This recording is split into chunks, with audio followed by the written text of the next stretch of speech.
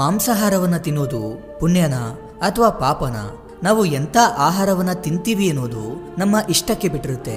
ಕೆಲವೊಂದಷ್ಟು ಜನ ಮಾಂಸಾಹಾರವನ್ನು ತಿನ್ನೋದು ಹಿಂದೂ ಧರ್ಮದ ವಿರುದ್ಧವಾಗಿರುತ್ತೆ, ಅದು ಪಾಪದ ಕೆಲಸವಾಗಿರುತ್ತೆ ಅಂತ ನಂಬ್ತಾರೆ. ಇನ್ನೂ ಕೆಲವೊಂದಷ್ಟು ಜನ ಹಿಂದೂ ಧರ್ಮದಲ್ಲಿ ದೇವರಿಗೆ ಪ್ರಾಣಿಗಳನ್ನೇ ಕಡಿದು ಸಮರ್ಪಿಸಲಾಗುತ್ತೆ, ಹೀಗಿರುವಾಗ ನಾವು ಮಾಂಸಾಹಾರವನ್ನು ತಿನ್ನೋದು ಪಾಪದ ಕೆಲಸವಲ್ಲ ಅಂತ ನಂಬ್ತಾರೆ.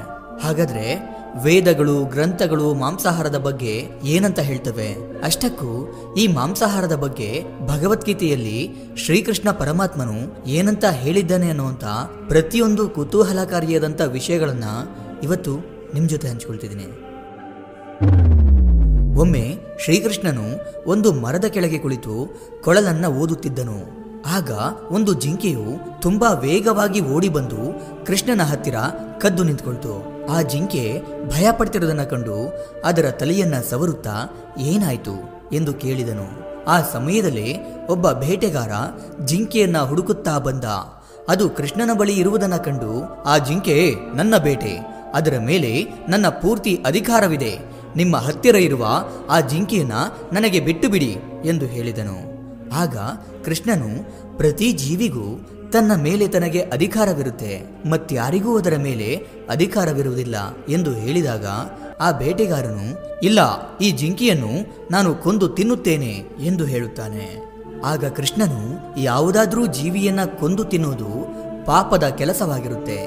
ನೀನು ಈ ಜಿಂಕೆಯನ್ನ ಕೊಂದು ಪಾಪದ ಮೂಟೆಯನ್ನ ಹೊತ್ಕೊಳ್ಬೇಕು ಅಂತ ಅನ್ಕೊಂಡಿದ್ಯಾ? ಮಾಂಸಾಹಾರ ಪುಣ್ಯವೋ ಅಥವಾ ಪಾಪವೋ ಅನ್ನೋ ಧರ್ಮದ ಬಗ್ಗೆ ನಿನಗೆ ತಿಳಿದಿಲ್ವಾ ಎಂದು ಕೇಳಿದನು.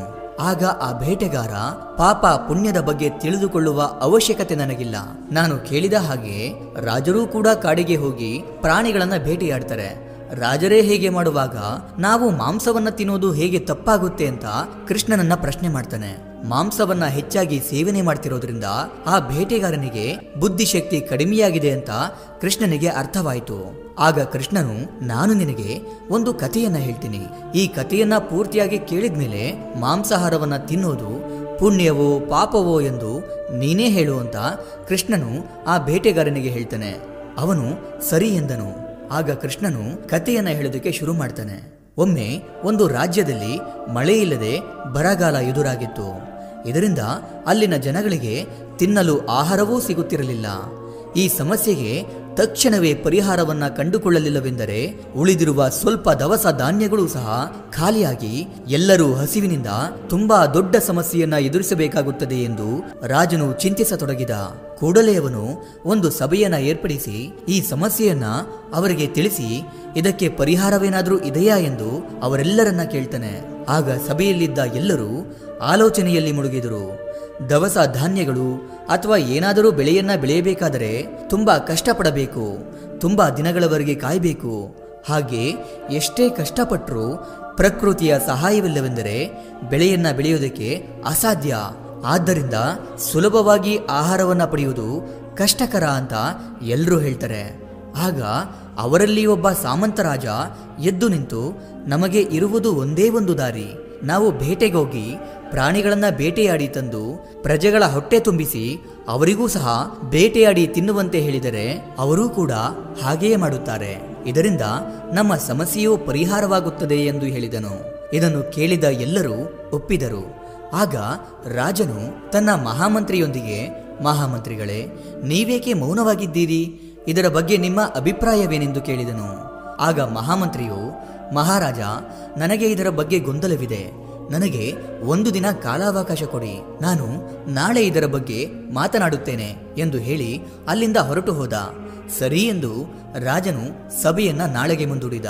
ಅದೇ ದಿನ ರಾತ್ರಿ ಮಹಾಮಂತ್ರಿಯು ಆಹಾರಕ್ಕಾಗಿ ಪ್ರಾಣಿಗಳನ್ನ ಭೇಟಿಯಾಡಿ ಮಾಂಸ ತುಂಬಾ ಸುಲಭವಾಗಿ ಸಿಗುತ್ತೆ ಅಂತ ಹೇಳಿದ್ನಲ್ಲ, ಆ ಸಾಮಂತ ರಾಜನ ಬಳಿ ಹೊರಟ. ಸಾಮಂತ ರಾಜ ಮಂತ್ರಿಯೊಂದಿಗೆ, ಏನಾಯಿತು ಮಹಾಮಂತ್ರಿ, ಈ ಸಮಯದಲ್ಲಿ ಇಲ್ಲಿಗೆ ಏಕೆ ಬಂದಿರುವಿರಿ ಎಂದು ಪ್ರಶ್ನಿಸಿದ. ಅದಕ್ಕೆ ಮಹಾಮಂತ್ರಿಯು, ಪ್ರಭು, ನಮ್ಮ ಮಹಾರಾಜರಿಗೆ ದಿಢೀರನೆ ಆರೋಗ್ಯ ಹದಗೆಟ್ಟಿದೆ. ಈಗ ಅವರನ್ನ ಉಳಿಸಿಕೊಳ್ಳಲು ಒಂದೇ ಒಂದು ದಾರಿ ಇದೆ. ಯಾರದ್ದಾದರೂ ಹೃದಯ ಭಾಗದಲ್ಲಿರುವ ಸ್ವಲ್ಪ ಮಾಂಸ ಬೇಕು. ಆದ್ದರಿಂದ ನೀವು ನಿಮ್ಮ ಹೃದಯ ಭಾಗದಲ್ಲಿರುವ ಮಾಂಸ ಕೊಟ್ಟರೆ ಅದಕ್ಕೆ ಪ್ರತಿಯಾಗಿ 1,00,000 ಚಿನ್ನದ ನಾಣ್ಯಗಳನ್ನು ನಿಮಗೆ ಕೊಡುತ್ತೇನೆಂದ. ಇದನ್ನು ಕೇಳಿ ಹೆದರಿದ ಆ ಸಾಮಂತ ರಾಜ, ಏನು ಮಾತನಾಡುತ್ತಿದ್ದೀರಿ ಮಹಾಮಂತ್ರಿಗಳೇ, ನಾನು ನನ್ನ ಮಾಂಸವನ್ನ ಕೊಡಲಾರೆ. ಬೇಕಾದರೆ ಆ 1,00,000 ಚಿನ್ನದ ನಾಣ್ಯಗಳನ್ನ ನಾನೇ ಕೊಡುತ್ತೇನೆ. ಬೇರೆ ಯಾರನ್ನಾದರೂ ಹುಡುಕಿಕೊಳ್ಳಿ ಎಂದ. ಅದಕ್ಕೆ ಮಹಾಮಂತ್ರಿಯು, ನಿಮಗೆ ಬೇಕಾದರೆ ಇನ್ನೂ ಹೆಚ್ಚು ಚಿನ್ನದ ನಾಣ್ಯಗಳನ್ನು ಕೊಡುತ್ತೇನೆ, ಅದರ ಜೊತೆಗೆ ಅರ್ಧ ರಾಜ್ಯವನ್ನ ಕೊಡುತ್ತೇನೆ ಎಂದು ಹೇಳಿದ. ಅದಕ್ಕೆ ಆ ಸಾಮಂತ ರಾಜ, ಅಯ್ಯೋ ಮಹಾಮಂತ್ರಿಗಳೇ, ನನ್ನ ಪ್ರಾಣ ಉಳಿದಿದ್ದರೆ ತಾನೇ ನಾನು ನಿಮ್ಮ ಅರ್ಧ ರಾಜ್ಯವನ್ನ ಅನುಭವಿಸೋದಕ್ಕೆ ಸಾಧ್ಯ. ನನಗೆ ರಾಜ್ಯಕ್ಕಿಂತಲೂ ಪ್ರಾಣವೇ ಮುಖ್ಯ. ದಯವಿಟ್ಟು ಬೇರೆ ಯಾರನ್ನಾದರೂ ಹುಡುಕಿಕೊಳ್ಳಿ ಎಂದು ಹೇಳಿ 1,00,000 ಚಿನ್ನದ ನಾಣ್ಯಗಳನ್ನು ಮಹಾಮಂತ್ರಿಗೆ ಕೊಟ್ಟು ಕಳುಹಿಸಿದ. ಅದೇ ರೀತಿ ಮಹಾಮಂತ್ರಿಯು ಸಭೆಗೆ ಬಂದಿದ್ದ ಪ್ರತಿಯೊಬ್ಬರ ಮನೆಗೂ ಹೋಗಿ ಇದೇ ರೀತಿ ಕೇಳಿದ. ಆದರೆ ಅವರಲ್ಲಿ ಯಾರೊಬ್ಬರೂ ಕೂಡ ಮಾಂಸವನ್ನು ಕೊಡಲು ಒಪ್ಪಲಿಲ್ಲ. ಬದಲಾಗಿ ಪ್ರತಿಯೊಬ್ಬರೂ ಸಹ 1,00,000 ಚಿನ್ನದ ನಾಣ್ಯಗಳನ್ನು ಕೊಟ್ಟು ಕಳುಹಿಸಿದರು. ಬೆಳಗ್ಗೆ ಸಭೆಯು ಮತ್ತೆ ಶುರುವಾಯಿತು.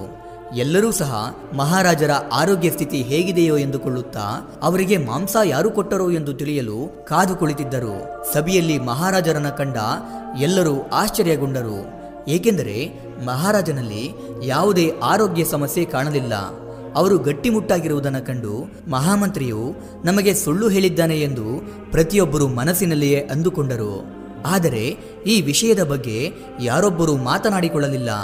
ಆಗ ಮಹಾಮಂತ್ರಿಯು ಮೇಲೆದ್ದು, ಪ್ರಭು, ನಾನು ನಿನ್ನೆ ಇಲ್ಲಿರುವ ಎಲ್ಲಾ ಸಾಮಂತರಾಜರ ಬಳಿ ಹೋಗಿ ಮಹಾರಾಜರ ಆರೋಗ್ಯ ಪರಿಸ್ಥಿತಿ ಬಹಳ ಹದಗೆಟ್ಟಿದೆ, ಅವರನ್ನು ಉಳಿಸಿಕೊಳ್ಳಲು ಯಾರಾದರೂ ಅವರ ಹೃದಯ ಪಕ್ಕದಲ್ಲಿರುವ ಮಾಂಸವನ್ನು ಕೊಡಲು ಕೇಳಿದೆ. ಅದಕ್ಕೆ ಬದಲಾಗಿ ನಾವು 1,00,000 ಚಿನ್ನದ ನಾಣ್ಯಗಳನ್ನು ಮತ್ತು ಅರ್ಧ ರಾಜ್ಯವನ್ನ ಕೊಡುವುದಾಗಿ ಹೇಳಿದೆ. ಆದರೆ ಎಲ್ಲರೂ ಇಷ್ಟು ಚಿನ್ನದ ನಾಣ್ಯಗಳನ್ನು ಕೊಟ್ಟರೆ ಹೊರತು ಅವರ ಸ್ವಲ್ಪ ಮಾಂಸವನ್ನ ಮಾತ್ರ ಕೊಡಲಿಲ್ಲ. ಇಲ್ಲೇ ನಮಗೆ ಅರ್ಥವಾಗುತ್ತದೆ ಮಾಂಸಕ್ಕೆ ಎಷ್ಟು ಬೆಲೆ ಇದೆ ಮತ್ತು ಪ್ರಾಣಕ್ಕಿರುವ ಅಸಲಿ ಬೆಲೆ ಏನು ಎಂದು ಎಲ್ಲರಿಗೂ ತಿಳಿಯುವಂತೆ ಹೇಳಿದ. ಆಗ ಮಹಾರಾಜನು ಆ ಮಂತ್ರಿಯ ಮಾತನ್ನ ಮೆಚ್ಚಿಕೊಂಡು, ನೀವು ಹೇಳಿದ್ದು ಸತ್ಯವಾದ ಮಾತು. ಪ್ರಾಣ ಯಾರಿಗಾದರೂ ಮುಖ್ಯವೇ?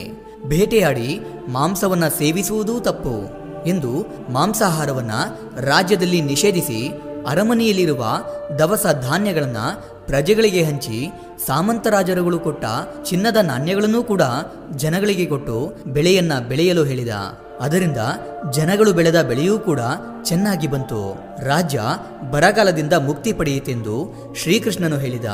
ಕೃಷ್ಣನು ಈ ಕಥೆಯ ಮೂಲಕ ಬೇಟೆಗಾರನಿಗೆ ಅರ್ಥ ಮಾಡಿಸಲು ಹೊರಟ ವಿಷಯವೇನೆಂದರೆ, ನಮಗೆ ಯಾವ ರೀತಿ ಪ್ರಾಣದ ಮೇಲೆ ಆಸೆ ಇರುತ್ತದೋ ಅದೇ ರೀತಿ ಬೇರೆ ಜೀವಿಗಳಿಗೂ ಪ್ರಾಣದ ಮೇಲೆ ಆಸೆ ಇರುತ್ತದೆ ಎಂದು ಅರ್ಥ ಮಾಡಿಸಿದ. ಹಾಗೆ ತುಂಬಾ ಜನ ವಿಜ್ಞಾನಿಗಳು ಕೂಡ ಮಾಂಸಾಹಾರಕ್ಕಿಂತ ಸಸ್ಯಾಹಾರವೇ ಉತ್ತಮ ಎನ್ನುತ್ತಾರೆ. ಅದು ನಮ್ಮ ದೇಹದಲ್ಲಿನ ರೋಗ ನಿರೋಧಕ ಶಕ್ತಿಯನ್ನ ಹೆಚ್ಚಿಸುತ್ತದೆ ಎಂದು ನಂಬುತ್ತಾರೆ. ಈ ಕಥೆಯನ್ನ ಕೇಳಿದ ಮೇಲೆ ಆ ಬೇಟೆಗಾರ ಜಿಂಕೆಯನ್ನ ಅಲ್ಲೇ ಬಿಟ್ಟು ಹಣ್ಣುಗಳನ್ನ ಹುಡುಕಿ ಅವುಗಳನ್ನ ಮನೆಗೆ ತೆಗೆದುಕೊಂಡು ಹೋದನು.